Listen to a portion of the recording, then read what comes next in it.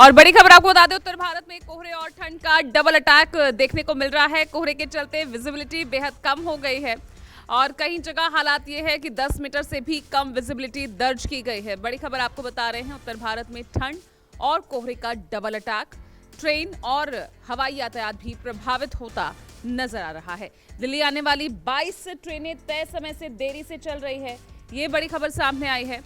तो देखिए किस तरह से तस्वीरों के जरिए भी आप अंदाजा लगा सकते हैं किस तरह से विजिबिलिटी आज सुबह भी बेहद कम रही है। हालांकि मौसम विभाग की तरफ से अलर्ट जारी किया गया था। 10 मीटर से भी कम विजिबिलिटी दर्ज की गई है कई जगहों पर और ये 6 तस्वीरें आपको दिखा रहे हैं। आप देखिए, श्रीनगर, शिमला, लखनऊ, दिल्ली, चंडीगढ़, पटना, हर तरफ आपको सफेद धुंध साफ तौर पर नजर आ रही है। अलाव का सहारा ले रहे हैं कहीं तो खबर यह भी सामने आई है कि जो डल लेक है वो भी जम गई है। तो बड़ी खबर आपको बता रहे हैं।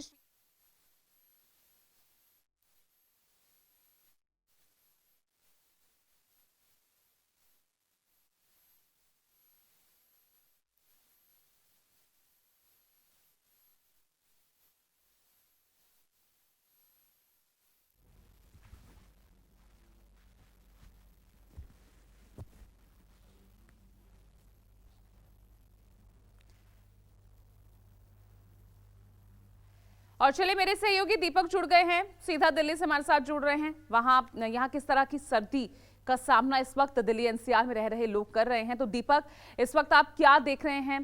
क्योंकि सुबह सुबह हम देख रहे थे कि विजिबिलिटी काफी कम थी, कई ऐसी जगह जहां 10 मीटर से भी कम विजिबिलिटी दर्ज की गई। तो अभी फिलहाल क्या हालात हैं?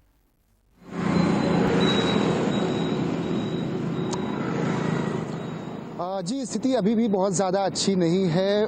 30 से 40 मीटर की दूरी पर आप खुली आंखों से बिल्कुल भी नहीं देख सकते हैं। सुबह 6 बजे के अगर तापमान की बात की जाए तो 7 डिग्री सेल्सियस तक पहुंच चुका है। इस वक्त हम दिखाने की कोशिश करेंगे कि जो तमाम जो चालक हैं वो किस तरह से अपनी गाड़ियों की लाइट को चालू करके धीरे धीरे गुजर रहे हैं सड़कों से, क्योंकि ये वो समय होता है और ये कठिन परिस्थिति होती है उन तमाम चालकों के लिए, क्योंकि धुंध बहुत ज़्यादा है, कपकपाती ठंड है और ऐसे में हादसे भी बहुत ज्यादा होते हैं। और आप स्क्रीन पर इन तस्वीरों के माध्यम से अंदाजा लगा सकती हैं कि किस तरह से तापमान में गिरावट आई है और कोहरा बहुत ज्यादा है। सामने की तरफ आपको बताएं कि 50 मीटर की दूरी पर बिल्डिंग है, हाई राइज बिल्डिंग है 20 मंजिला, लेकिन वो पूरी तरह से आपको नजर तक नहीं आएगी। ये स्थिति है दिल्ली की, नोएडा की, ग्रेटर नोएडा की और इसके साथ साथ गाजियाबाद की। तो ऐसे में मौसम विभाग की माने तो आने वाले समय में और भी स्थिति विकट हो सकती है, क्योंकि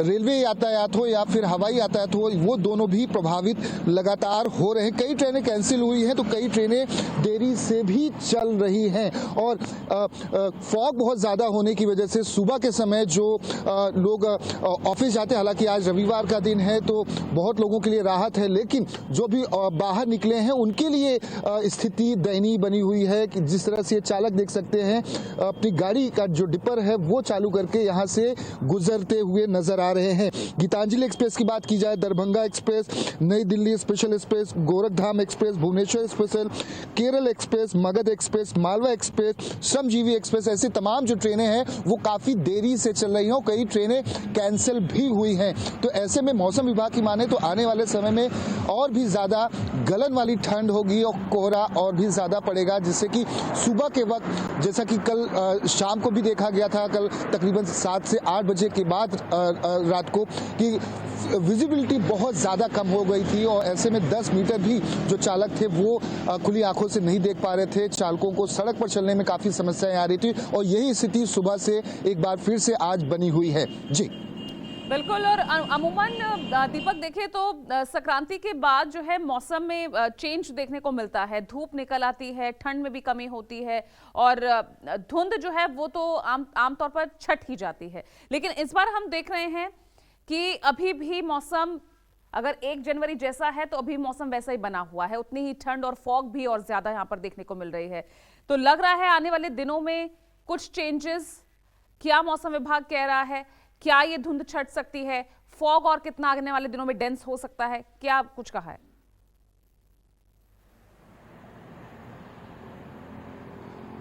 जी, मौसम विभाग की माने तो आने वाले कुछ दिनों तक फॉग बहुत ज़्यादा रहने वाला है, चाहे वो दिल्ली की बात की जाए, नोएडा हो, ग्रेटर नोएडा हो, गाजियाबाद हो, इन जगहों पर ज़्यादा फॉग रहने वाला है। और जो गलन वाली ठंड है वो ज़्यादा पड़ने वाली, क्योंकि जम्मू कश्मीर की जैसे आपने बात की तो वहाँ से भी जो हवाएं उठती हैं और इस तरफ आती हैं तो उससे भी गलन बहुत ज़्यादा बढ़ जाती है।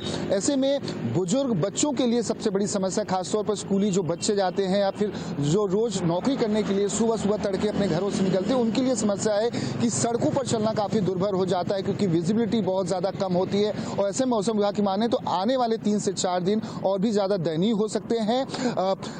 गलन वाली ठंड रहेगी, फॉग और भी ज्यादा बढ़ सकता है। विजिबिलिटी की अगर बात की जाए कल रात की और आज सुबह की, तो 10 मीटर या 20 मीटर से ज्यादा कई इलाकों में खुली आंखों से आप नहीं देख सकते हैं। यही वजह है कि चालकों को भी काफी समस्याओं का सामना करना पड़ता है और ऐसे में घटनाएं भी बहुत ज्यादा होती हैं कि एक चालक दूसरे चालक को नहीं देख पाता है, उसकी वजह से एक्सीडेंट बहुत ज्यादा होता है। खासतौर पर एक्सप्रेसवे की बात की जाए, जो हाईवेज है उस पर बात की जाए, वहां पर ये घटनाएं बहुत ज्यादा देखने को मिलती हैं। ऐसे में पुलिस की तरफ से हो या फिर मौसम विभाग की तरफ से हो, वो भी एक अलर्ट जारी किया जाता है कि जो भी चालक निकले सावधानी का पूरा ख्याल जरूर रखें। जी बिल्कुल, सावधानी ही इस दौरान बरतना बेहद जरूरी हो जाता है और अलर्ट लगातार प्रशासन की तरफ से, मौसम विभाग की तरफ से भी जारी किया जा रहा है। क्योंकि दीपक, आपने जिक्र स्कूलों का किया है और स्कूलों, चाहे दिल्ली एनसीआर की हम बात कर लें तो छुट्टियां 12 तारीख तक थी और कल क्योंकि सोमवार है, कल उम्मीद है कि स्कूल खुलेंगे, क्योंकि ठंड में कोई कमी हम यहाँ पर देख नहीं रहे हैं, धुंध भी छाई हुई है। तो ऐसे में क्या एक्सटेंशन इस विंटर ब्रेक को मिल सकता है?